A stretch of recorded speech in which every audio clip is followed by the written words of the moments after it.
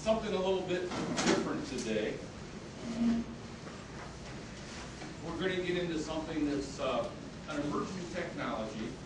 It may turn out really well. I think it will. If it takes off and flies, we're going to do great with it. Just to let you know who you're dealing with today, I'm Styer. I'm one of the instructors here at OTC. And hiding in the back behind the camera is this gentleman right here, Gugar. And this is George Papp. These gentlemen are with Mileageseekershho.com. Or we'll just call it Mileageseekershho, whichever version you use. That works. That's okay. What we're doing today is looking at alternate energy source, a way for improving fuel mileage in motor vehicles, whether it be gasoline or diesel or whatever it may be. Guys, as we get started in this, I'm going to tell you what we're going into is hydroxy gas, HHO generators. What the heck is HHO to start with? Well, as some of our slides will show here coming up shortly, it's a combination of hydrogen and oxygen. Where do we get it from? Water, H2O. And we break apart the hydrogen and the oxygen using electrolysis. Now, does that mean we can run our car on water? You've all heard people claiming that. No, we can. But we can run on hydrogen and oxygen. Now, there's different ways of doing that. Can we run pure hydrogen in an automobile? Sure we can. We've been doing that for a long time. And there's different ways of going about doing that. One, we can have hydrogen in an internal combustion engine. And I didn't include the picture here, but I've got a slide that I use in another class that actually shows a Shelby from Harold Shelby, the AC Cobra, that's got a hydrogen system on it. And it runs purely on hydrogen, no gasoline. Nice thing about that is there's no carbon. So with no carbon left over, you're not getting all the carbon by. It's not getting into the oil. Your oil is not turning colors. And I'll tell you, the honest thing is, when you're running hydrogen or even methane as a gas in internal combustion engines, what happens is you don't change your oil often enough. Because at 20,000 miles, it still looks clean. People want to look at the oil and say, hey, it's clean, I don't have to change it. But guess what? The additives still break down. So the additives and stuff in the oil that fail will still fail. But it's still clean. Now, realistically, can you go 15 or 20,000 miles running this fuel using that oil change interval? 20,000? Yeah, you can.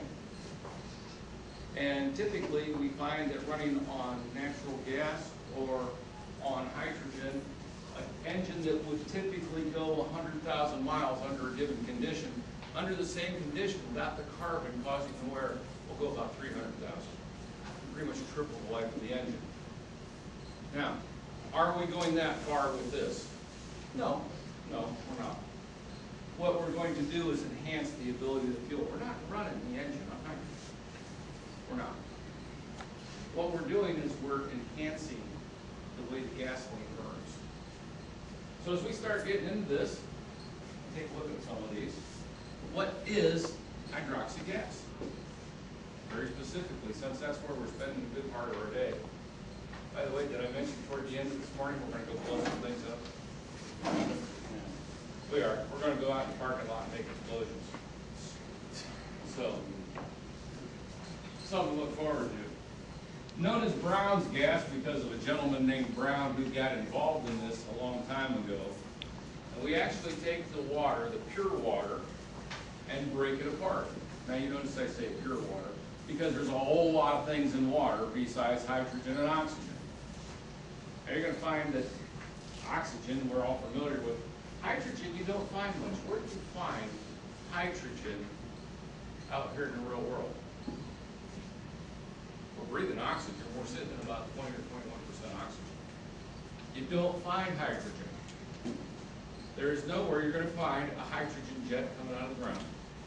You're not going to analyze atmosphere and find hydrogen by itself. By itself, it doesn't exist. However, it's the most common thing in the universe. absolutely the most common thing in the universe, but it doesn't exist by itself. That's because hydrogen is very, very, very friendly. It likes to join with other things. If we get a hydrogen leak, folks, and blow hydrogen off into the atmosphere, oh man, that stuff's dangerous, right? It's going to blow us all up. Look at the Hindenburg. Huh? Okay. I said, you really want a hydrogen car? But do you know what burned on the Hindenburg? Fabric. The fabric. Diesel fuel. People died from diesel fuel. Nobody died from hydrogen burns on the Hindenburg. In the Hindenburg, if you watch the films, at one point there were 2 jets of flames that came shooting out from it. That, in fact, was the hydrogen. Those 2 jets. Everything else was the skin of the Hindenburg and the diesel fuel that was on board. Ran the motors. 4 1,300 horsepower diesel engines. Tons of diesel engines. Yeah, the diesel fuel ran the engines. And they used a very, very flammable concoction on the skin to seal the fabric skin on the superstructure that they built to keep this thing alive. And that's the difference between a dirigible and a blimp. A dirigible is a rigid structure, a blimp's a bag. But the rigid structure has a cloth over it. They sealed it. What they sealed it with was highly flammable. That's what burned. The 2 jets of flames that came out were hydrogen.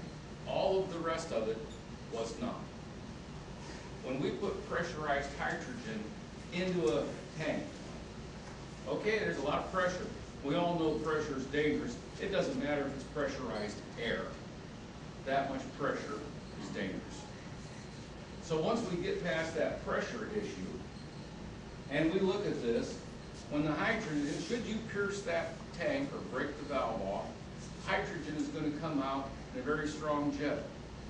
Lots of pressure, that's a problem. Is that flammable initially? The answer is no, it is not.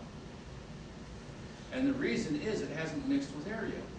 Guys, if it's not mixed with oxygen, it can't burn. Nothing burns without oxygen. By the time it comes out far enough, 1, it's away from the ignition source to some degree. 2, hydrogen is very light. It starts to rise very, very quickly.